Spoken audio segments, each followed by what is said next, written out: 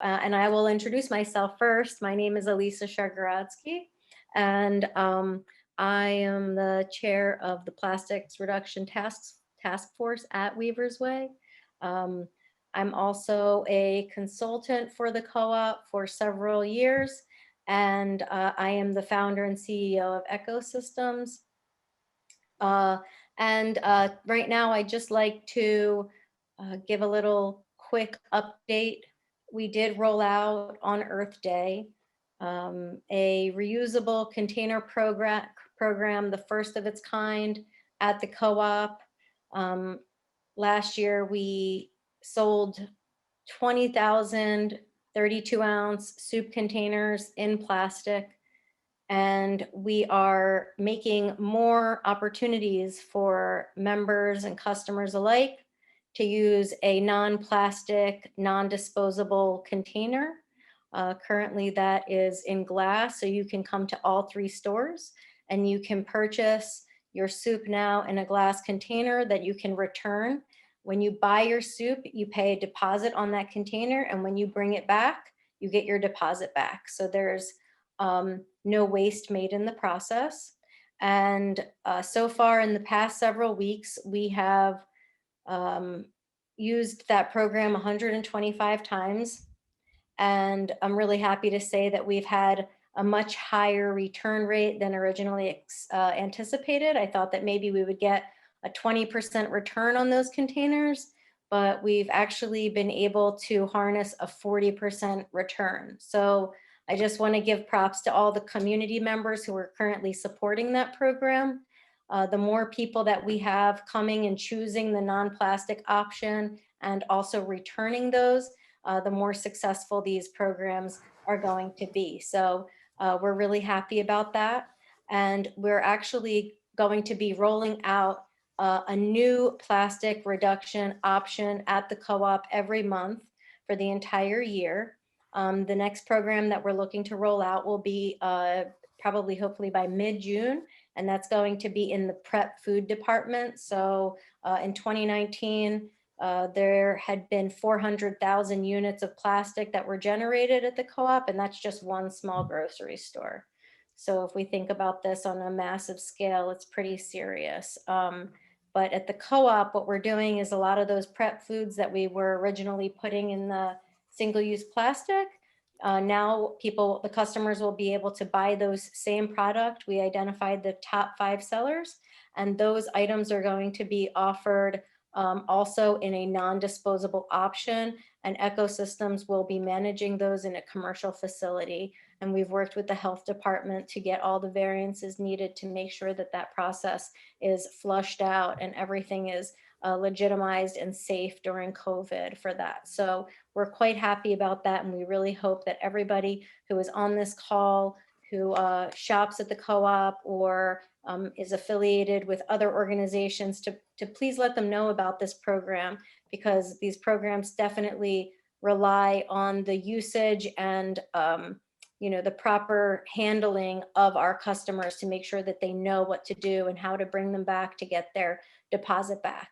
We're going to have a couple announcements right now, a couple groups.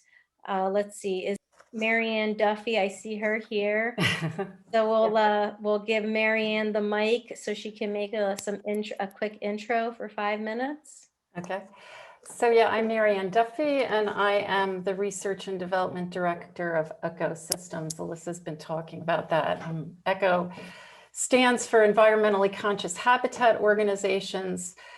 We are a member-based hub made of individuals from all walks of life, and we are currently building a reusables infrastructure locally in order to stop trash before it starts and to provide a vibrant green jobs while doing it.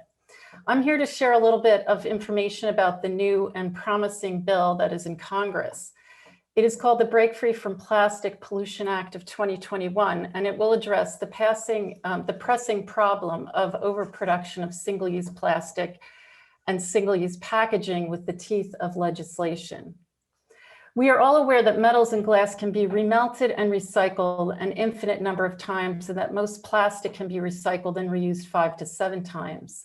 We as a public are now aware that plastic, a solid form of fossil fuel, oil, or natural gas, does not have these recycling potentials. We know that plastics cannot be viably recycled, as each time they are remelted, they degrade in quality. How did we get here?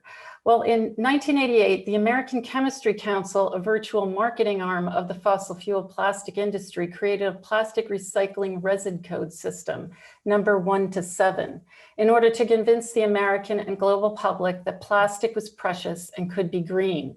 It could renew and be recycled over and over again. Please let that sink in. The plastic resin code system that we have respected for over 30 years was not created by environmental chemists or material scientists or governmental watchdog groups. It was created by the plastic industry itself in order to fool us. They did this all for the money, so they could keep generating more and more plastic. For over 70 years, the fossil fuel industry has received billions of dollars of subsidies, our taxpayer money, so it could make a product that was dangerous to our health, would wreak havoc on the planet, all the while making us pay for its end of life in its form as trash. But their day is done. And to quote Martin Luther King, the moral arc bends towards justice. And while the Break Free for Plastic bill that is now in Congress isn't perfect, it's a start. It has passed through the House and has been read by the Senate, and it is currently being reviewed by the Senate Committee on Finance. There is some confidence that it will pass into law. It has been supported by Greenpeace, Gaia, Surfrider, Clean Air Council, the International Center for Environmental Law, and the Environmental Defense Fund. And I'd like just to share like 5 or 6 points of highlights of this bill. There will be a reduction of single-use products. On January 1st, 2023, there will be a prohibition of single-use plastic carryout bags nationally, plastic utensils, and expanded polystyrene. That's we usually call styrofoam. The containers in food service products, disposable styrofoam coolers, and disposable styrofoam shipping packaging. 2, there will be an extended producer responsibility rule. This passes the responsibility of all packaging of containers, paper, food service plastic, glass, and metal products end of life away from the consumer and to the maker of the product. The consumer will no longer pay via taxes for the disposal of this product waste. The maker of single-use products will be given incentives to incorporate environmental considerations into the design of their products and packaging going forward. 3, there will be a producer responsibility organization. This organization will be hired, sort of a watchdog, to manage the plastic maker company products. The PRO, as it will be called, will publicly report the outcomes of the plastic maker's trash management plan, including the amount of products sold, the management of products, the recycling rates, and data on the final destination of these products. The EPA will audit this plan. Product labeling. Within 2 years, product makers will be required to include transparency labeling in easy-to-read language that indicates whether their product is recyclable, not recyclable, compostable, or reusable. On the environmental justice end, for 3 years, there will be a prohibition on the issuance of new permits for incinerator facilities, for industrial facilities that turn natural gas liquids into plastic polymers, and for industrial facilities that deal with waste to fuel technology. And lastly, I'd like to mention that there will be a prohibition on exports of our trash. It will be illegal for plastic waste and scrap to be exported to any country which does not have recycling infrastructure to handle the waste we are giving them. Thank you. Awesome. Thank you so much. All right, we will move on to Hillary Zankel. Hi, everyone. Oh dear, sorry, I'm getting reverb. Okay, hi, I'm Hillary Zankel. I'm with the Philadelphia Neighborhood Network's Environment Committee, and we have 2 working groups, which we're welcoming folks to join us in. The first group is on energy, and they're currently focusing on RGGI, the Regional Greenhouse Gas Initiative, and they're looking at different possibilities of how to allocate the funds, which we will hopefully get when Pennsylvania joins the initiative. The other group is the waste group, which I help coordinate. We're working on 2 actions at the moment. We're just starting the planning. The first action will be a forum that we're focusing on waste issues in the city. We're going to be bringing together different groups and individuals who are working on waste issues. And we're hoping that the forum will be both an educational event and also an opportunity for collaboration between all the different groups. That's currently scheduled for July, and we have a lot of planning ahead of us. So if anyone's interested in that, we will welcome you. The second action will be a combined consumer education and producer influence campaign. We're aiming to target plastic packaging in grocery stores and sort of going to the source. So we're going to start locally. We're going to produce a set of replicable guidelines and actions that we can give to other groups. And the goals of the campaign are to include, we're increasing consumer awareness of the problems of packaging and how all this packaging ends up in landfills, as we just heard Marianne say. And we're also hoping to encourage grocery stores to move towards a path of reducing the number of products which they sell in plastic packaging. And finally, to push food companies on their own path towards reducing plastic packaging and moving away from plastics and into more reusable products. So more reusable containers. So I will put my email in the chat. And if anyone's interested in working with us on either of those 2 things, we would love to have you. Thank you, Hillary. And then last but not least, do we have Kyla here? Kyla? Hi. Hey. Hi, my name's Kyla. I'm an organizer with Mural Arts' Trash Academy, which is a program, but also just a community group of artists, activists, community organizers who are all working together. We've been a group for about 5 years and we change, we're sort of porous, but we're always focused on building collective knowledge and trying to generate solutions to Philly's waste system and all of the environmental justice issues that intersect waste. So I'm here today just to invite you all to join us in 2 different upcoming events and projects. One of which is that we've been having monthly meetings. We had one last month on Philly's recycling system. This one that's coming on Monday, this Monday, the 17th at 6 p.m., 6 to 7:30. We'll be exploring Philadelphia's burning or incinerating of trash in Chester, Camden, and other surrounding areas. And the idea of these monthly meetings is just to look at different angles of Philly's waste system and to build collective knowledge with anyone who's interested in doing that with us. So we had panelists speak about the recycling system last month. This month is on incineration. And then in June, our meeting will be about basically different parts of the waste stream that go to the landfill. So people will be speaking on food waste, construction waste, et cetera. And then the goal of these meetings is just to form more of a working group and more of a base of knowledge amongst people who are interested, and then to meet again in July for a concluding meeting that sort of reviews these different issues that we learned about, and to try to see if there's a way in which we can take collective action over this summer to try to influence something in Philly's waste system, which I think we all know has a lot of issues. So that's something that we would decide as a group, and we really just welcome anyone who's interested in learning more about incineration or just in general to become a part of this group and to join us in action to come on Monday and participate. So I will drop in the chat after this a link to that meeting. You can just sign up through the Eventbrite, and I guess I'll just say that members of Chester's group of concerned residents against incineration who have been organizing for years around the issue will be speaking. So yeah, I think it'll be pretty pretty informative and energizing. And then the other thing I wanted to say that I will also drop into the chat is that we've worked as this group Trash Academy to put together a website and a presentation on the intersection of climate change and COVID-19.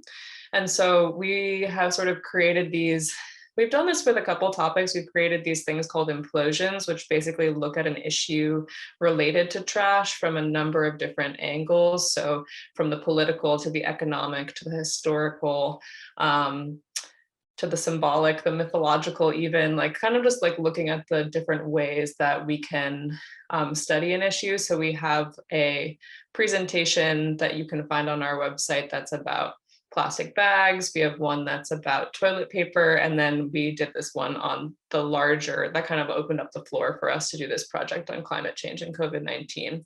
So I'll drop in the chat this website. It's an interactive website where you can explore this project. But Mural Arts is also going to be having a symposium quite soon on the intersection of art and environmental justice. And so there's a number of different events that are happening at this event. It starts on the 17th, but in particular, I wanted to invite you guys to on May 19th, which is next Wednesday, from 3 to 4:30 p.m. Some members of Trash Academy will be presenting this COVID and climate change presentation. So we'll sort of like walk people through the project that we did. And we'd love for you to join us. And then lastly, we're asking people, organizations, or even just sort of like places where there's public wall space. Anyone who has an idea about a wall that they could host a piece of our project on, we're getting the COVID and climate change project printed into these large posters. And our goal is to have different pieces of the poster posted all around the city and to try to, over the next year, create different presentation events where different communities in Philly can sort of engage with pieces of the project and then with the project as a whole, as a way to sort of open up conversations about these issues. So thank you all for your time, and I'll post more information in the chat and hope that we see you in the future. Thank you so much for that. All right, and I guess without any further ado, I'd like to introduce our speaker this evening. So please welcome Delaware River Keeper and founder of Green Amendments for the Generations, Maya Van Rossum. We are honored to have her here this evening. Green Amendments for the Generations is a grassroots nonprofit, a nationwide movement to secure constitutional protection and recognition in every state at the federal level. For 26 years, Maya has led water-based advocacy through the Delaware River Network to protect the health of these tributaries. A skilled activist, attorney, strategist, and organizer, she has received countless accolades, including but not limited to the Evergreen Award, where she took the gold for nature conservation. Since the publishing of her book, constitutional amendments have passed in New York, New Jersey, Maryland, Vermont, and West Virginia.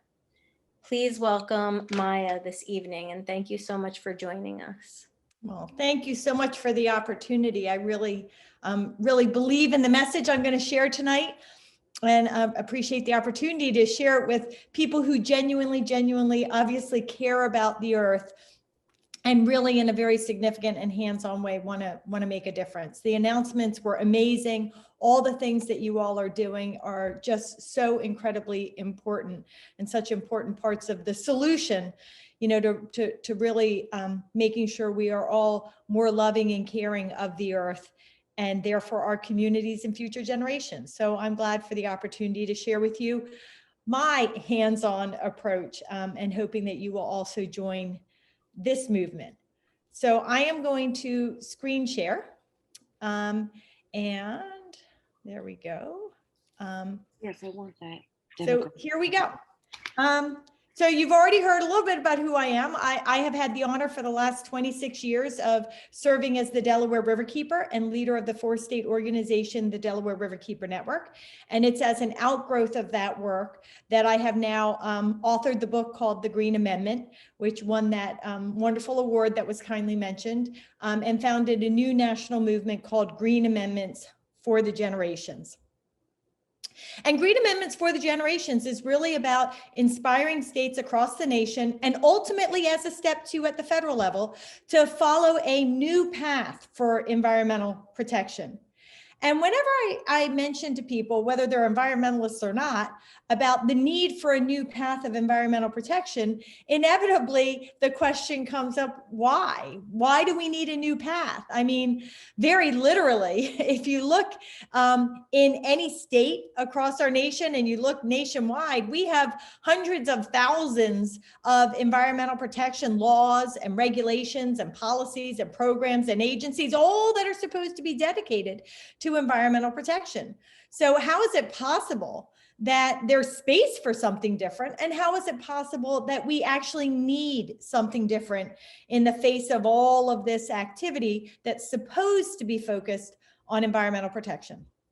Well, I'm here to assure you that we definitely need something different, because actually when you look at our system of government and you look at all those laws, policies, and programs, the way they are actually formulated, they are formulated in a way that leaves consideration of addressing environmental pollution and degradation to the end of the decision-making process, when you've already acknowledged that it's going to happen, accepted that it's going to happen, and really all of the focus of your effort is on managing the pollution and the degradation you've already accepted is going to happen, right? It's all about reviews and permits in order to manage the who, the when, the where, the how much.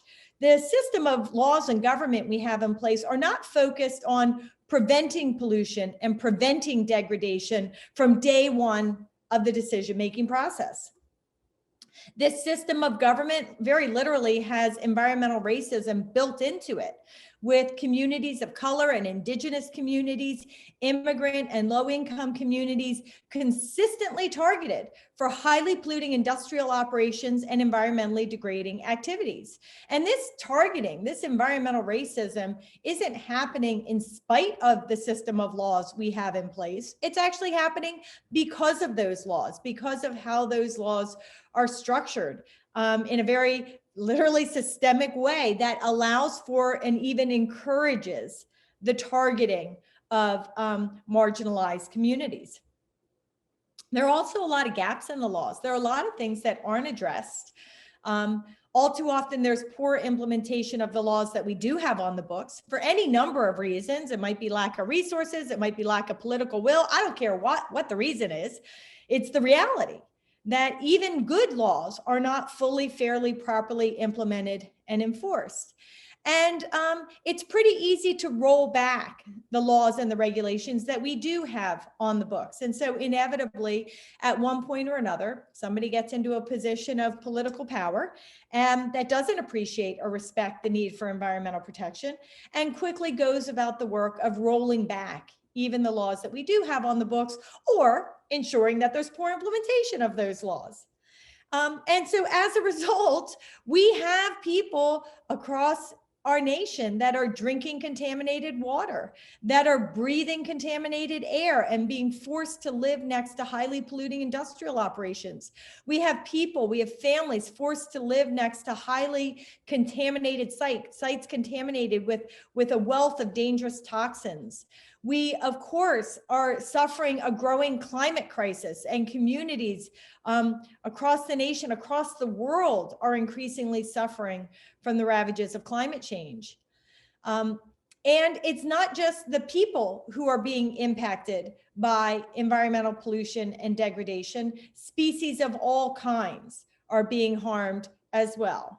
And as I mentioned earlier, right, we have communities of color that are being overwhelmingly overburdened by the majority of the pollution and degradation that's allowed to happen. And so across the board, we can see that this system of laws and government that we have in place are simply not working. I mean, you can set aside everything I said about the problems with our system of government and laws. You don't even have to understand everything I just said. You just have to look at what's happening on the ground and see all the pollution and the degradation and the devastation and the damage to know that there's a problem, that there is very literally something missing in this system of laws and government that we have in place here in the United States of America.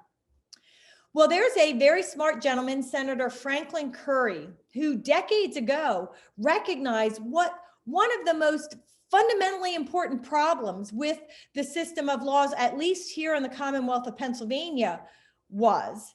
Senator Franklin Curry realized and recognized early on that one of the problems with our system of environmental protection is that we do not recognize and protect the rights to clean water and clean air, a stable climate, and healthy environments in the same way we recognize and protect all those other human, civil, and political rights that we hold dear, like the rights to free speech and freedom of the press, freedom of religion, private property rights, even the right to bear arms, right? These are all given much greater standing and protection than our environmental rights. And that is because these human, civil, and political rights are recognized and protected in the Bill of Rights section of our state and federal constitutions. That's why they have so much better protection in our system of government here in the United States of America. And so Senator Curry decided he was going to change that. And he decided that we needed here in the Commonwealth of Pennsylvania to add to the Bill of Rights section of the Constitution a constitutional right of all people to clean air and pure water and a healthy environment, and to recognize the duty of all government officials to protect the natural resources of the state for both present and future generations. And because of Senator Curry's vision and work, this language, this Article 1, Section 27, was actually added to the Bill of Rights section of the Pennsylvania Constitution in 1971. That's 50 years ago. Actually, 50 years ago this month, this language was added to the Constitution in Pennsylvania. And so you would have thought, like, wow, Maya, that's powerful. So did things dramatically change when we added this to the Pennsylvania Constitution? Well, you and I both know, and we know from just all the announcements that led off tonight's event, we know that things didn't dramatically change in the Commonwealth of Pennsylvania when it came to environmental protection with this language. And that's because very early on, for a lot of reasons, the Pennsylvania courts determined that Article 1, Section 27 of the Bill of Rights section of the Pennsylvania Constitution was not to be given the same legal and constitutional standing as all the other provisions in the Bill of Rights section of the Constitution. And that in fact, this language was to be determined or to be interpreted as merely a statement of policy, but not to have the same legal strength when it comes to protecting the fundamental rights stated therein. And so that's the way things stood for 42 years. For 42 years, there was this great language in the Pennsylvania Constitution, but nothing had really changed when it came to environmental protection.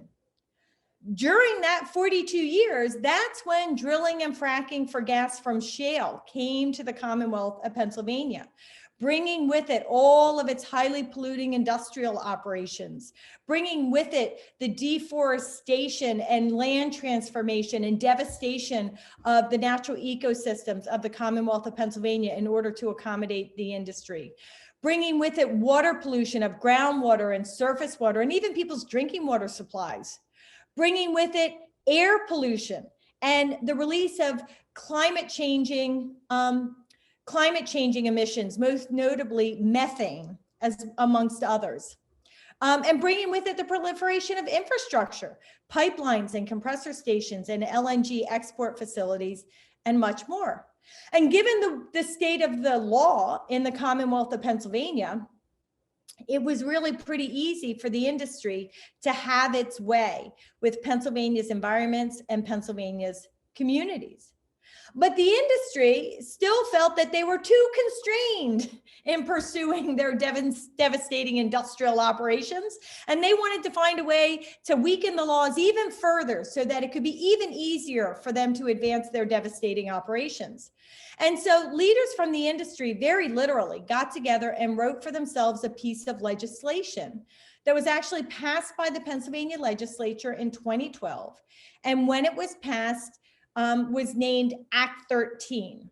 This was a law that did a lot of bad things for the industry. It was literally a gift basket to the industry. It did things like give them automatic waivers from minimal environmental protection standards. It mandated that drilling and fracking operations be allowed to happen near homes and hospitals and schools and parks, literally overriding local zoning, which might say this highly polluting industrial operation should go in the part of our town where all other highly polluting industrial operations go. By virtue of Act 13, this highly polluting industrial operation was allowed to have almost free reign in all the different segments of a community. And it gave other things to the industry. That, long story short, just made it much, much easier for the industry to progress. And so while things were already really bad when it came to drilling and fracking in the Commonwealth of Pennsylvania, things were going to get much, much worse if Act 13 was allowed to go into operation. Now, at the Delaware Riverkeeper Network, we have been fighting fracking for a long time. And in fact, there's no fracking anywhere within the boundaries of the Delaware River watershed to this day, largely because of our leadership.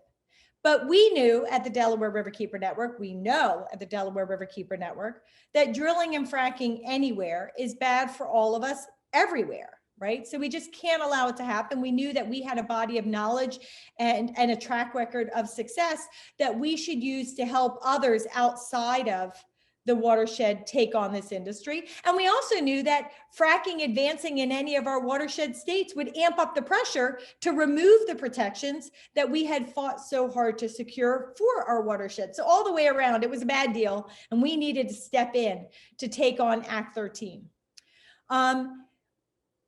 We decided that we were going to challenge Act 13, and we were going to challenge it primarily based on the claim that implementation of Act 13 would violate that long ignored constitutional environmental rights amendment, Article 1, Section 27, and result in a violation of the environmental rights of the people of Pennsylvania. There were 7 towns that also wanted to challenge Act 13. They were concerned about their zoning authority and other things. And so we all teamed up and we all brought our own legal arguments and strategies to this now joint venture. But the primary contribution of the Delaware Riverkeeper Network was the legal argument that Act 13 would violate the environmental rights amendment of the Pennsylvania Constitution. This case went all the way up to the Pennsylvania Supreme Court, which at that time was very conservative and led by a very conservative Chief Justice. And that being said, we in December of 2013 got an amazing victory out of that Supreme Court with the plurality opinion actually written by that conservative Chief Justice. And there's so many beautiful things that were written by Chief Justice Castile in that opinion. But I've pulled out just a few things, and I want you to read a few of the things with me that Chief Justice Castile said in that opinion that released December 19th of 2013. Chief Justice Castile said that by any responsible account, the exploitation of the Marcellus Shale formation, the drilling and the fracking, will produce a detrimental effect on the environment, on the people, their children, and future generations. That the natural resources that were being harmed were resources that were essential to life, to health, and to liberty. And that as a result, the provisions of Act 13 that we were challenging would in fact violate the environmental rights amendment of the Pennsylvania Constitution, and therefore those provisions were in fact unconstitutional and could never be allowed to go into effect here in the Commonwealth of Pennsylvania. And so with that victory, right, not only did we defeat some of the most devastating aspects of Act 13, but we literally breathed legal life into that long ignored environmental rights amendment and restored to the people of Pennsylvania their constitutional right to pure water, clean air, and a healthy environment. It was truly, truly an amazing victory. Now, in the wake of that victory, we've been doing our work. We didn't just sit on our hands, right? We've been doing our work. We've been trying to go across the Commonwealth of Pennsylvania and define what it actually means to have a constitutional right to a healthy environment, and then to defend those rights, because it's not instantly clear, right? If you think about those other fundamental rights I talked about, like the right to free speech and freedom of religion, those have been in our constitutions for hundreds of years. Right. And while we at this point have a pretty good sense of what they mean, it's because of all of the years of testing and trying and defining and challenging and interpreting that has allowed us to come to a place where we have a pretty good handle in most situations of what those constitutional rights mean. But yet even there are still outstanding questions, right? Questions still bubble up all the time that have to be considered and decided upon often by the courts. Well, when it comes to environmental rights, we're just at the beginning of that process. So we've been doing our work, again, of trying to define what it means and then defend it. We've been also trying to make sure that all government officials at every level of government understand that they have a constitutional obligation to protect the environmental rights of the people of the state. And we want to make sure that the people of Pennsylvania understand that they have these rights so they can use them in their advocacy, in their litigation, in their conversations with their friends, their neighbors, and more importantly, with the government officials that are charged with carrying out this constitutional obligation.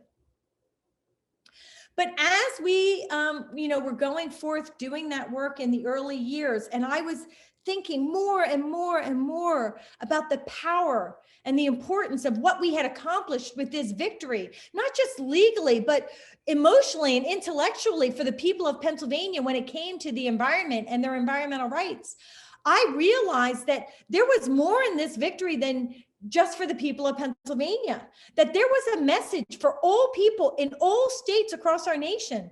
The message that our rights to pure water, clean air, a stable climate, and healthy environments are inherent and indefeasible rights that belong to us by virtue of the fact that we are people here on this earth, and that these are rights that are worthy of constitutional recognition and protection. And that we needed states across our nation to rise up together and demand and defend our environmental rights. And I believe that the best way that we can do that is to rise up together and to seek and secure the passage of what I call constitutional green amendments in every single state across the nation. Environmental rights amendments that are on par with what Pennsylvania has. Now, at this point, why I say we have to have a movement is because there are only 2 states that have this highest constitutional recognition and protection for environmental rights: Pennsylvania and Montana. There are a whole bunch of other states that talk about the environment in their constitutions, but they don't rise to the level of what I have defined to be a green amendment. They're not in the Bill of Rights section of the Constitution. They are not recognizing and protecting environmental rights in the same powerful way we recognize and protect those other fundamental freedoms we hold dear. So they're constitutional amendments, but they are not green amendments. And so I have been trying to go across the nation, inspiring other states, right, to join me in this national Green Amendment movement to seek and secure the passage of green amendments in every single state constitution across the nation. And then ultimately, when we get to the right tipping point, to work to pass a green amendment in the federal constitution. And this message is really resonating. We at this point have had proposals, not passed amendments, but we have inspired green amendment proposals in 13 states already, with growing interest in a number more. And very notably, in the state of New York, New York's Green Amendment proposal has actually passed through the process to the point where in November, the people of New York will actually be deciding whether or not they want to amend the Bill of Rights section of their Constitution to add their Green Amendment language. In all the other states, we're in different phases, places, and stages of the effort, but everywhere there's great enthusiasm for it. But here in Pennsylvania, we have a constitutional Green Amendment. So we have an amazing opportunity to take advantage of it and use it to protect our environment. But I would suggest to you that we also have an obligation to fully and fairly and properly and at every turn rise up and advance our constitutional Green Amendment to seek and secure meaningful protection and change. Because very literally, because of my work, very literally, the nation is watching what is happening here in Pennsylvania and asking the question, does constitutional protection really make a difference? I mean, after all, we've had this Green Amendment literally for 50 years. So how good can it be, people ask, if we have all of this environmental pollution and degradation still taking place in the Commonwealth of Pennsylvania, if we have fracking still advancing here in the Commonwealth of Pennsylvania? How good can it be? Well, I'm here to tell you it can be incredibly powerful, that Green Amendments are, in fact, a powerful solution for environmental protection. And we want them and need them every year, everywhere. Because here in the Commonwealth of Pennsylvania, sure, having a living, thriving Green Amendment isn't an instant panacea that has solved every problem, but it has given us the most powerful legal tool we have here in the United States of America, the Bill of Rights section of our Constitution. And we have that to use to fight for our environment and our environmental rights. And we are doing so successfully, right? We are starting to define and defend our rights to a clean and healthy environment. Environmental rights are being recognized as being on par constitutionally and legally with those other human, civil, and political rights we hold dear. We are seeing that in government decision-making. We are seeing that in precedent-setting court decisions. We are, with our work, increasingly protecting present and future generations with our Environmental Rights Amendment, our Green Amendment. We are holding government officials at every level of government accountable here in the Commonwealth of Pennsylvania to protect the environmental rights of all the people. We are changing the focus of government decision-making from one that just accepts and manages pollution and degradation to one that starts to think first about how do you prevent harm. We are restoring power to environmental justice because now all people in the Commonwealth, regardless of their race, their ethnicity, their socioeconomic status, we all have the same constitutional right to a clean and healthy environment. And all of our government officials are duty bound to protect us equitably. Again, we haven't solved the problem. But we've put in place a really powerful piece of the puzzle to solve the problem. We are making sure that science and facts and real world impacts are being brought into the decision-making process, not just thought about as an after the fact rationalization for some bad decision that government officials are trying to justify when it's too late. We are strengthening advocacy because now when people go up in front of their government officials and say, I have a right to pure water and clean air and a healthy environment, it is more than just rhetoric, which is the case in other states. Here in the Commonwealth of Pennsylvania, it is constitutionally enforceable, that environmental right. It is fundamentally different than in other states. And we are setting precedent with important litigation. We declared Act 13 unconstitutional, so we prevented all of the harm it would have unleashed before it happens. The Green Amendment has been used to prevent the misappropriation of environmental protection funds. It's being used to seek and secure the passage of drinking water protections. It has been It is being used to secure cleanup of a long ignored toxic site known as the Bishop Tube site. We are using it to challenge bad permits that are not based on informed decision-making, but just check the boxes by regulators saying, oh, these regulations let us do that. So we're just going to say yes to this highly polluting whatever without doing their homework first. We are really having an impact in our litigation here in the Commonwealth of Pennsylvania. Again, it's not an instant panacea. We're not solving everything. We don't win every case. We don't win every advocacy initiative, but we are building the blocks of protection, right? Issue by issue, case by case, success by success. And it will take time, but we are having an effect. We are really, the nation is watching, and we are showing them that having constitutional green amendments really does matter when it comes to protecting our environment and present and future generations. And so I hope with that, I've taken you with me on a little bit of a journey, and you've ended up in the same place where I am, to realize and recognize that our environmental rights are worthy of Bill of Rights recognition and protection. They are worthy of being protected as powerfully as those other fundamental rights we hold dear. And that we have the opportunity here in the Commonwealth of Pennsylvania to lead a national movement, well, we're already leading it, and to really show people that this makes a difference and to inspire them to join us in our National Green Amendment movement. If you want to learn more, you can, of course, get the book. People say nice things about it. It did win that wonderful award. If you were to get the book, every single penny goes back to the Green Amendment movement. Not a single penny goes in my pocket, because it's about saving the world, not making money.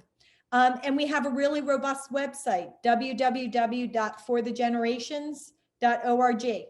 And so you can check that out and find a lot of information. You can see our documentary series, get fact sheets, and learn about what's happening in Pennsylvania as well as in other states.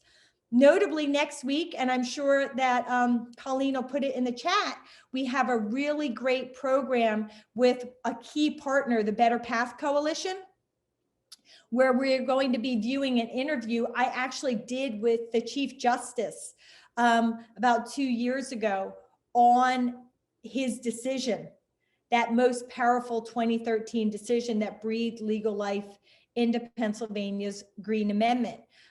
We've never shown that whole interview. So this is going to be the first time that people get a chance to really hear from Chief Justice Castile why he did what he did and why he believes that environmental protection is so powerful and so important. It's a really great interview. So I hope you will join us for that. And so with that, that's my tale. And I am trying to stop screen share. There, I have stopped my screen share. And if anybody has any questions, comments, or concerns, I'm happy to try to take them on.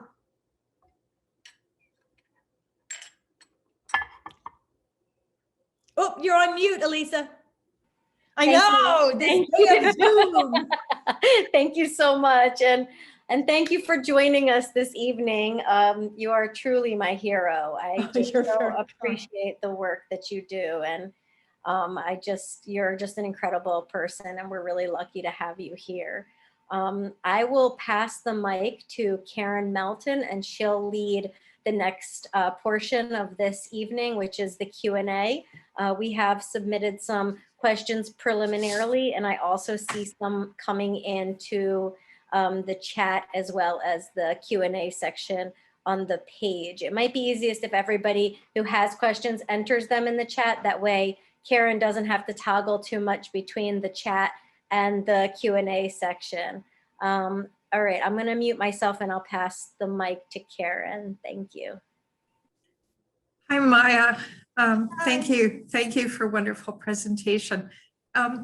We have a number of questions that I think I'll try to package together, because people are wondering, how can we use the Green Amendment in advocacy around some of the issues that we're involved with here in Philadelphia? So, for example, the plastic bag ban, which we all care about, the transportation of LNG.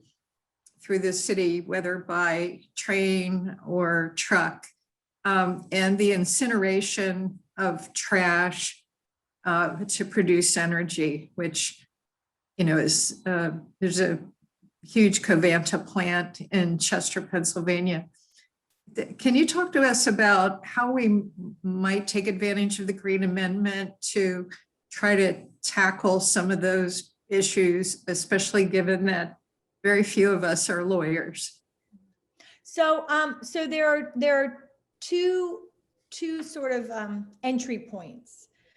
First off, let me start with the well, in advocacy, right? You can use the Green Amendment every time you approach a government official to do something good, right? You know, about ending the practice of single-use plastics through ordinances or regulations or legislation, or depending on what, you know, governing body you are appealing to. You know, the fact is, all of those government officials, when they got into office, had to raise their hand to promise to uphold the Constitution.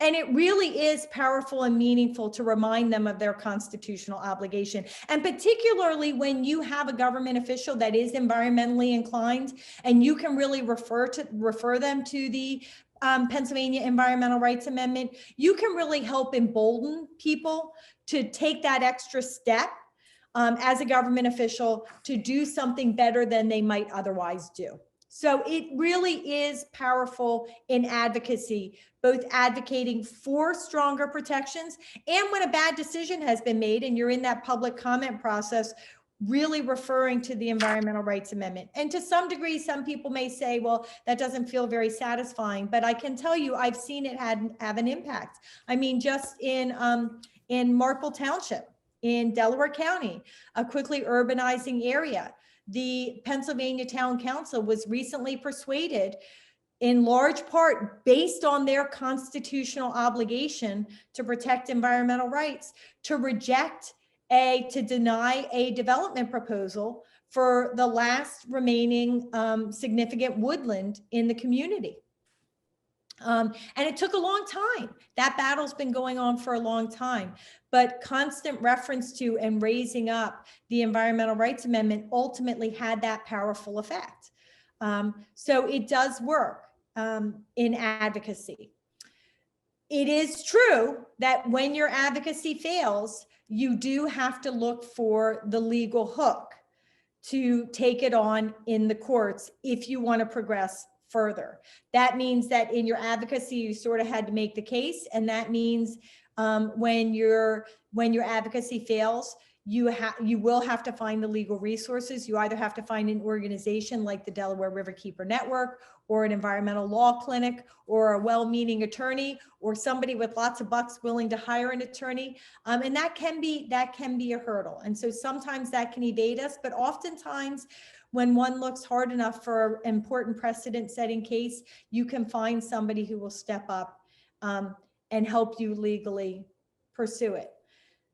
On all those different issues that you talked about, the common thread on all of them, whether you're talking about advocacy or litigation, is you have to always remember that the environmental rights, the duty is on the government officials to through action, fulfill their constitutional obligation. So there has to be a government act that you are targeting. So for example, in terms of the incinerator, you're going to want to look for that moment when it needs a new permit, because every time there's a new permit, or a permit renewal, right? Every time government has to affirmatively act to advance a decision that allows an industrial operation to start up or keep going, that is your way in to making your constitutional argument on something that's already operating. In the case of that highly toxic site that I mentioned, there, what we actually used as the action that we're challenging is the state's failure to act. A decision not to act is action, right? And so in that situation, we had a site that's been in this highly contaminated condition since the mid 1980s. And we found documents on the record where the Pennsylvania Department of Environmental Protection acknowledged the highly contaminated and dangerous state of that site and spoke about it numerous times, and yet never did anything about it. And fast forward to recent years, in fact, the one thing it did do was negotiated a sweetheart deal with a developer that would have allowed them to develop that property while it remained in its toxic condition. So we have used the Environmental Rights Amendment to argue against that sweetheart deal and how dangerous it is. And so far with great success. We actually got that sweetheart deal voided in the courts. And we are pressing the state to actually clean up the site. We have litigation that's ongoing, but we didn't have to succeed.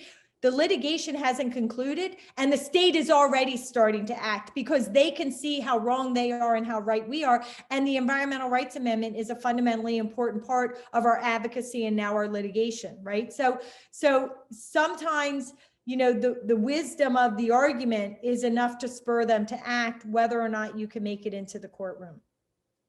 Now, when it comes to something like the LNG facility, right, in Gibbstown that Delaware Riverkeeper Network is fighting so hard against, again, you know, you have to look for what is that decision that is being made by that government entity that is allowing that bad thing to happen.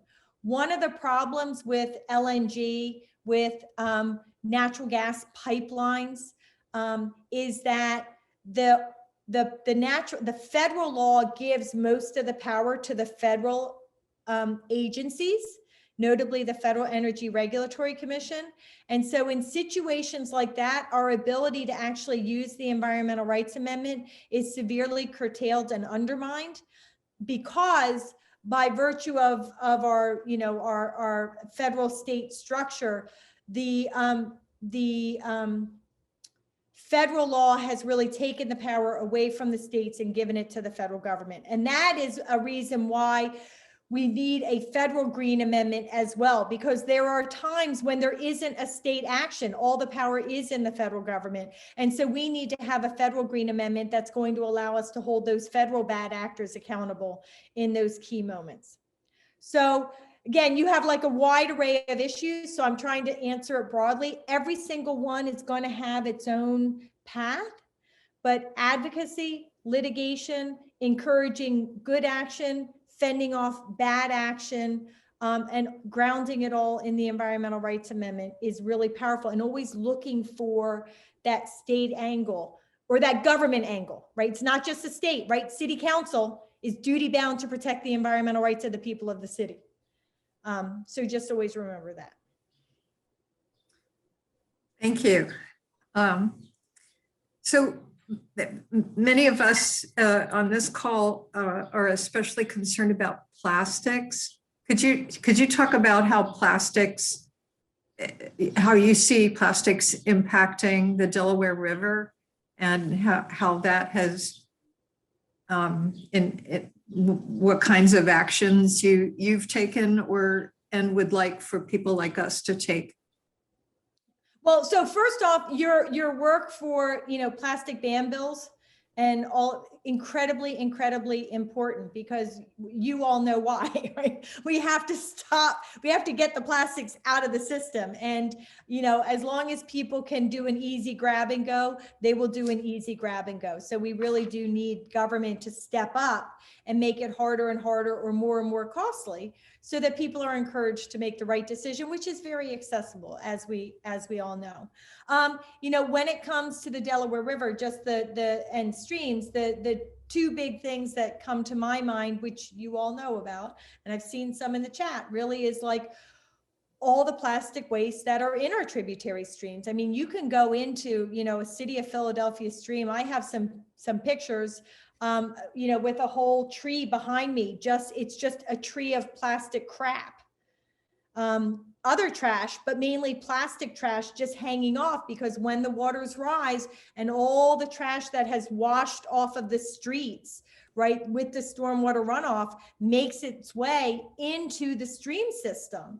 And those waters rise and they deposit all the trash on the landscape, in the trees, right? And so it's literally in the stream system. And so we have tried to address that in a number of ways that we're still working on. We haven't solved the problem, obviously, but really have tried to work with some local groups, with the city, holding the state accountable for using the legal authorities they do to help keep pollution out of the streams, and arguing that plastic pollution should be considered and treated the same way as, like mercury or, contaminants that are washed off of the landscape. Plastic should be treated the same way when we're talking about different kinds of stormwater permitting. Obviously haven't solved the problem, but that's something that we have been working on. And then somebody else in the chat, sort of noted the problem from the other side. I mean, one of the biggest threats to the Delaware River from plastic pollution is the extraction of the natural resources necessary to make the plastic. I mean, that's the fracking. And with the fracking comes the pipelines, and with the pipelines come the compressor stations and all of the devastation on the landscape. And so while that's not dealing with plastics per se directly, we have really been a leader in defeating the fracking industry. Like I said, keeping it out of our watershed. That doesn't mean it's not happening in central and western Pennsylvania, but we're working very hard with partners to stop that. And stopping fracking within the watershed is a big chunk of it, right? We would have even more fracking if fracking was allowed to happen in the Delaware River watershed. Not just in Pennsylvania, but in New Jersey, there are other shales like the Utica shale where it could be extracted. We have really been a lead in fighting against the pipelines and the liquefied natural gas export facility, both fighting specific proposals, but also founding a national coalition of frontline communities across the nation that are fighting against this kind of fracked gas infrastructure. And the way that work is taken on is trying to battle against the Federal Energy Regulatory Commission and the Natural Gas Act that has taken all that power away from the states and given it to the federal government. And so just last week, was it last week? Just last week, we had a congressional briefing joined by Congressman Raskin and Congresswoman Berrigan. We had nearly 24 congressional offices join us, where we literally did a briefing on how the Natural Gas Act needs to be reformed. And these are not process reforms like you get a better hearing before the government screws you. These are meaningful reforms that, if put in place, would actually prevent the approval of so many of these fracked gas pipeline projects and infrastructure projects. So we go about it from a very foundational level, while you all are doing this really incredible work about, just trying to get it out of the system, which we really value. That's why the watershed, as you know, right, we all have to come at it from our own angle. We need so many different partners working at all these problems from all these different angles, because that's the only way we're ultimately going to succeed. No one of us can do it all. We each have to do our part. Thank you. You mentioned the need for a green amendment at the federal level. Is there actually movement in that direction? No, and I don't want there to be yet. I am very, very firm that, I really say when the time is right, and the time is not right. In order to get a federal green amendment, you need the support of 3/4 of the states. Okay. And the way we are going to go about getting that highest level of support is by going state by state by state, educating communities and legislators and state government to understand the power and importance of having a federal constitutional environmental rights amendment.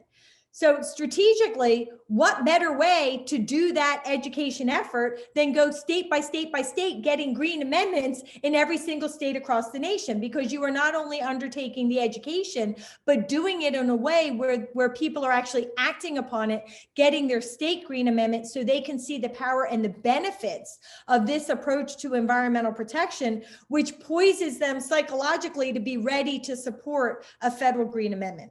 The fact of the matter is, in the United States of America, most of the power when it comes to environmental protection is not in the federal government, and most of the power is not in the individual states. It is really split. There's a tremendous amount of power at the federal level and at the state level. And so just having state green amendments will not solve the problem.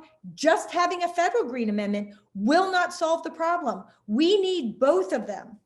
But if we propose state green amendments now today, they are accessible and they are doable. State constitutions are amended all the time.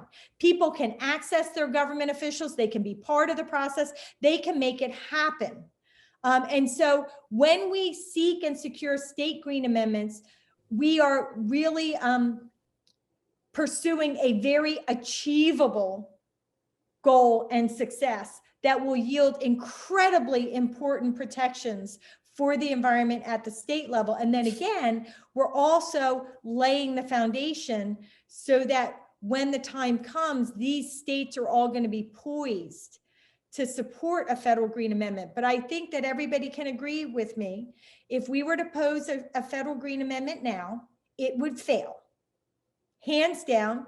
Wouldn't even be close. And yet everybody would be throwing gobs of time and money and energy. Let's get a federal green amendment, and throwing all of this at something that is not now achievable. How about throwing all of that time, that money, that energy at something that is achievable, which are state green amendments, which are laying the foundation necessary for that federal green amendment. And it is my goal that we will reach the tipping point at the states within about 5 years. We will have enough state action that we will be ready to truly propose a federal green amendment in a meaningful, serious way where we can get on a path towards success. So I urge everybody, enforce the Pennsylvania Green Amendment, work with me to get green amendments in other states, and help everybody exercise patience and understand the stupidest thing that we can do for our green amendment movement is hop to the federal level too quickly. That will derail the entire effort because everybody will be focused on that, and we'll lose all of the incredible success and momentum we're accomplishing at the state level. Some of your comments sounded like it's easier for government to fail to enforce, let's say, regular legislation or policy enactments, as opposed to something that's actually written into the Bill of Rights. Do you agree that that's the case? And do you have thoughts about that? Well, it's a little bit different. I think it's a mixed bag. I mean, obviously we have our Pennsylvania government officials who have worked very, very hard to ignore their constitutional duty, and for the first 42 years with grand success. But when the people take back the power, they understand that they have this constitutional right and they start to exercise it. That's when we grab back the power from the government. Because really what the Bill of Rights is, the Bill of Rights is we the people telling government, when we give you permission to govern over us, you can govern over all kinds of areas, but you may not govern in a way that infringes on this set of fundamental inalienable rights that we the people are holding unto ourselves to be protected, right? So we're giving you permission to govern over us, except if it means infringing on these fundamental rights. So it really is, a green amendment is the people taking the power back for the environment, but it's going to take time for us to grab that power and fully exercise it. But as we do it more and more and more, it will become harder and harder and harder for government to ignore, because they really are. The Constitution is the most powerful law in the land. And you're right, when it comes to the state, I mean, to state laws, I mean, really, it's all about interpretation and implementation. Now, there's some level of that with the Constitution as well, but there is a higher bar. There is a higher duty. And when there is a violation, we can really get straight to the courts to bring them into the mix to help hold the legislators accountable. That isn't necessarily the case when it comes to legislation and regulations.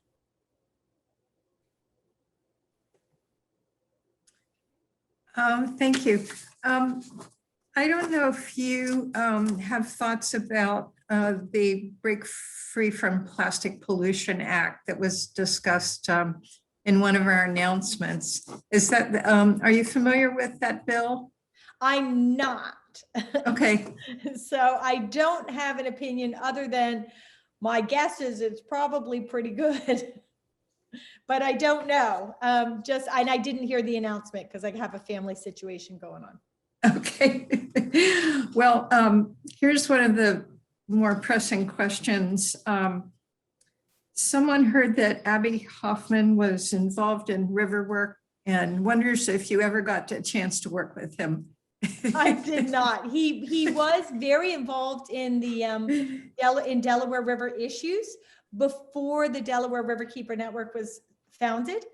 There was a group called Delaware, and Abby Hoffman was very involved in that. And I have two wonderful colleagues, Tracy Carluccio and Mary Ellen Noble, that are amongst the leadership of my organization, really valued partners, and they did work with him. But I have worked with you know, to a lesser degree because he's not as engaged, but we have had, you know, Mark Ruffalo at some of our anti-fracking events. He did write the foreword to my book and say very kind things. You know, he does have a home here within the Delaware River watershed, which is why he shows up at some key critical moments and really was a really important part of our getting the moratorium against fracking, keeping it in place. And now, you know, and that's the moratorium that we most recently turned into a permanent ban. Yeah, I just finished a book that was written by a professor from New York. He spent several years living in Williamsport and getting to know people who had leased their land for fracking and trying to understand their thinking about that and just talking about some of the impacts and how people were really unprepared for what happened there. One of the points that he talks about is that the people in the community saw activists who were opposed to fracking, who came to the community, were kind of seen as outsiders who, you know, didn't understand community norms.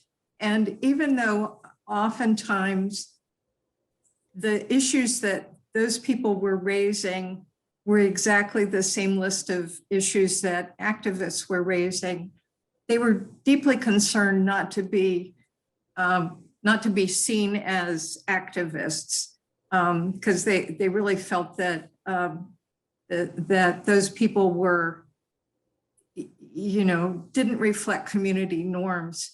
And I wonder if you have any advice for all of us as activists. You know, how do we make our case in a way that can resonate with people who don't necessarily agree with us on politically and otherwise?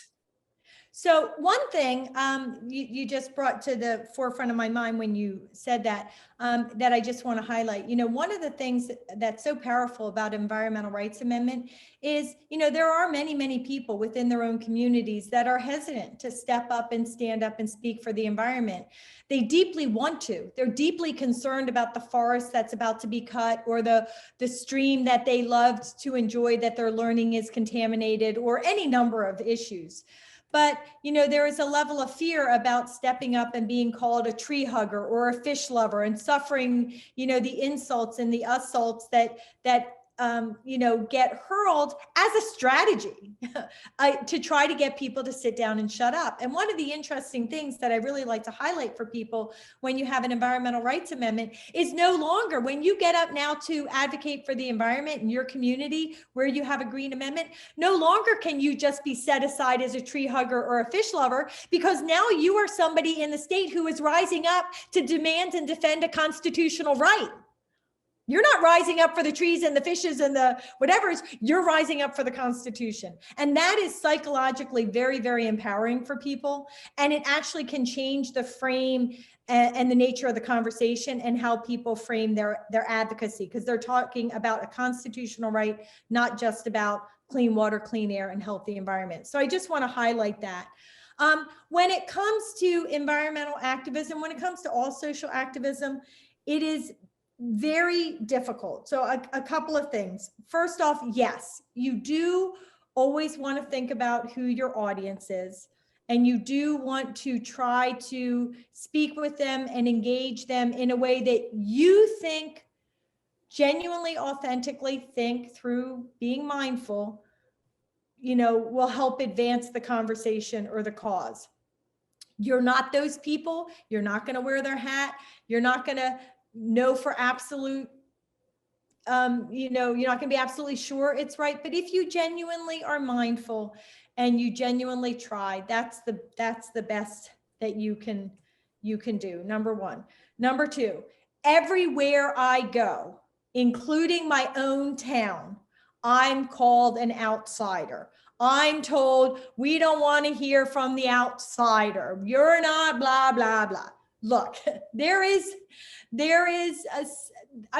me, there is a level of,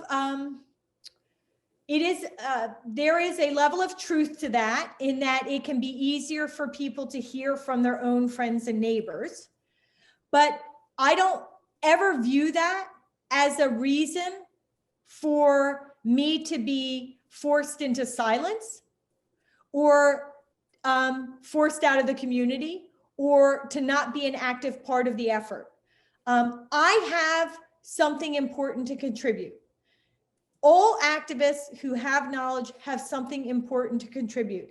And for some people, yes, it might be you're an outsider, so I don't trust you as much. But often that is a strategy to get activists to leave the community so that they will shut up, because then there's nobody there for the community to listen to. So it's really all a very mixed bag. There's some truth to it. To some degree, it's authentic. To some degree, it's not authentic.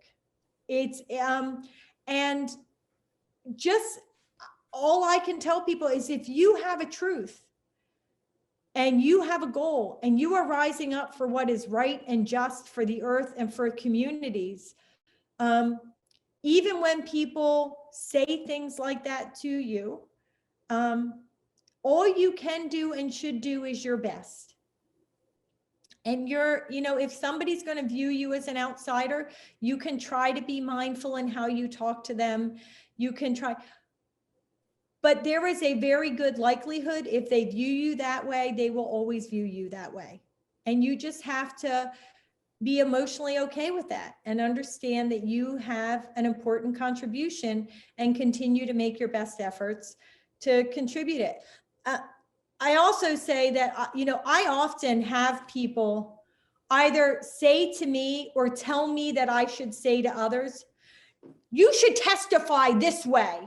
Don't speak so sternly. Bring forth more facts and information. Speak more quietly. Be upset. Be angry. Don't be angry. Be loud. Be soft. Sing a song. Don't sing a song. I mean, you hear it all. Tell people that when they come to that hearing that they have to do it this way. And my response, whether they're talking to me or they're trying to get me to talk to everybody else, is I 100% will not do that. The truth is, we all have something to offer, right? And we will all, as long as we're doing it honestly and earnestly, we will all do it in the way that works for us, that makes sense to us, that contributes to the message. And the truth is, and we're all different. Some will be angry, some will be tearful, some will sing, some will be quiet, some will bring facts and figures, some will bring science, some will just bring emotion, some will bring the history of the town and their childhood experience. And the thing is, by having everybody bring their own approach to the delivery of the message, we are making sure that all the decision makers up on the dais, who are also all different personalities and can hear things and will be open to hearing different kinds of messengers and messages. Some people, decision makers, like to hear the science. That's what resonates with them. For some, what resonates with them is the emotion. Some might not, will say they don't like it, but the truth is they react to the anger. Some react to the art. Some think the art is stupid. But if you have everybody delivering the message in their own authentic way that resonates with them, you are also making sure that all that the different personalities that are the decision makers, you're hitting every single receptor of all those different decision makers, right? And so I just think it is actually the diversity of message and messaging and messenger that gives us the best chance of success. And if we all do it the same way, it may resonate with one of the 10 decision makers on the dais because that person likes all the science. But what about the other 9? A different approach resonates with them. If we all do it the same way, then we've missed the other 9. So I really try to just say to people, be earnest, be honest, be authentic, do the best you can. And people will say things to you and you just have to take it in, be mindful, say, is there any truth in what they're saying that I did this the wrong way? Could I do it better? And you can accept that information and grow from it. Or you could say, no, they're just saying that and it's nonsense and you can toss it aside. But don't carry it with you. And just do your work, be authentic, care, and be dedicated. And like I said, I mean, you know, in my town, I'm an outsider all the time. People, I grew up here. I went to all the schools. I grew up here and I'm still like right now I'm persona non grata over an issue in my town. What can you do? Except what you believe is right. Thank you. I think we have time for one last question. House Bill 1808 that Governor Wolf signed late last year. Someone has to give me the text. You're going to have to tell me because I don't have them all in my head. Elisa, can you elaborate on that? Yes, so I think that was the bill that gave the green light to frackers and other industries that are doing gasification and pyrolysis in Pennsylvania. Mm-hmm. So I'm just curious on whether Delaware River keepers have done any focusing in on that currently. Particular bill. So truth be told, we might have. I don't have it at the forefront of my mind. There's a lot of legislation we work on. There's a lot of bad legislation that we don't necessarily get directly involved with because we can't do all of it. But we have a lot of really great partners, like, you know, the Better Path Coalition that we're very active with is a really great collaboration of organizations. Karen Ferridan is really the founder of that, and she's really superb. So we do a lot of our activism on those kinds of bills, often in coalition with others. So I can't honestly tell you that we've taken on that particular bill or not. Of course, I can tell you what you already know, which is that Governor Wolf is not anti-fracking, and Governor Wolf, you know, he may be a little bit better than Tom Corbett when it comes to the environment, but he's not overwhelmingly better, right? You know, he's all in on fracking. He's all in on frack gas infrastructure. He's a really big problem. He's part of the problem. And, you know, he gives the industry cover at every turn. So, you know, all of that legislation, yes, we have a problem with the legislature that is very pro fossil fuels, but to have a governor that's all in on top of it, that claims to be for the environment and concerned about the climate crisis, as we all know, just is a recipe for disaster. And unfortunately, that's why we have so many disasters. And that's why having the Green Amendment is so important. Again, it's not an instant panacea. It's not going to solve all of our problems, but it gives us a powerful tool that we wouldn't have otherwise. And we just are trying to use it to best advantage. So sorry if it's not more satisfying than that. I don't have the ins and outs of that particular bill in the forefront of my brain, but. All right. Well, thank you so much. This has been so super informative, and we really appreciate you taking the time to be with us this evening. There were some questions that came through, and we will gather the questions that we didn't get to tonight. And I think that Colleen, she put her email in the chat box. And also I can be sure to save the chat as well. I will save the text, or maybe Colleen, if you're able to save the text of the chat. I will try to make sure that we get to some of the questions that we didn't get to this evening, because we want to make sure we honor everybody's time and finish at 8 o'clock sharp. So thank you so much to everybody who joined us this evening and took your time to learn more about this. And please do, I think in the chat, it stated here that if you purchase the Green Amendments book, that you can enter the code Weavers for a discount. And that you can also listen to it, I believe, in Audible, and it as actually you reading it. Is that correct? Yes, it is. That is so awesome. So we love this, and we appreciate you so much, and we look forward to working together and supporting Green Amendments any way that we can as a community in the future. So thank you. I really appreciate this. This was a really big lift for delivering the message. And thank you for all you all do. It's so powerful, and I'm very appreciative. All right. Thank you, everyone. Have a great evening. Bye, everyone. Great. Bye-bye.